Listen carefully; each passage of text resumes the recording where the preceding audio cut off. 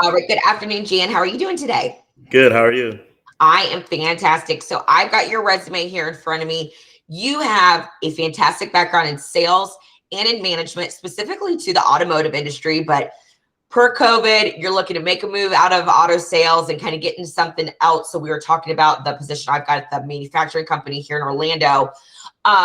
When we were off camera. So why don't you kind of take us through a little bit about, your time in the automotive industry and how you got into your management seat?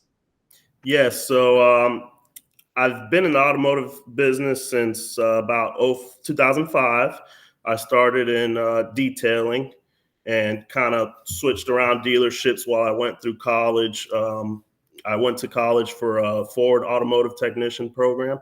Great. I did my internship at a Lincoln dealership in Longwood. Okay. Once I did my internship, I realized I didn't really want to turn wrenches for a living because it was more of a hobby for me.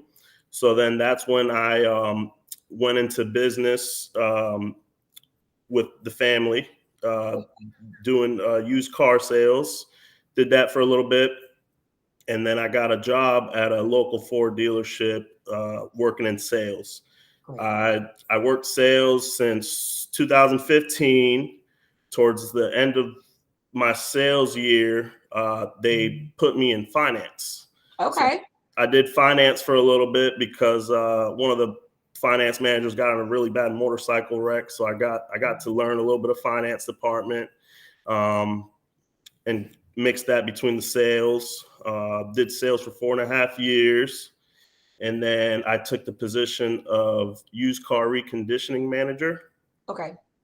So now I oversee about 6 different technicians, and we're in charge of prepping used vehicles that come in on trade-in or from auctions and prep them for retail. Great. Now, okay, so you oversee these technicians. So what does that entail? Do you handle their scheduling? Do you do their payroll? Like, what does that all entail and when you're overseeing these folks? So I'm in charge of seeing the budgets on each vehicle, and we pretty much see what needs to be done as far as maintenance, repairs, Okay. and make sure we don't pass certain budgets Okay. for vehicles. So then these folks come and report these numbers to you before a decision is made? Correct. Okay, gotcha.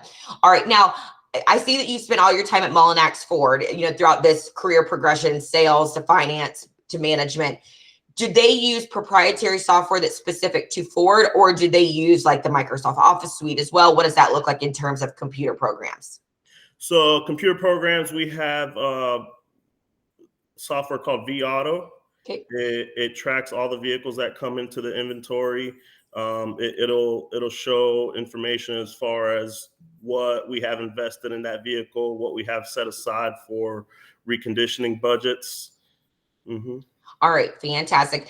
And outside of work, what are some of like interests you? Like, what are your long-term career goals, outside of what you're currently doing for work?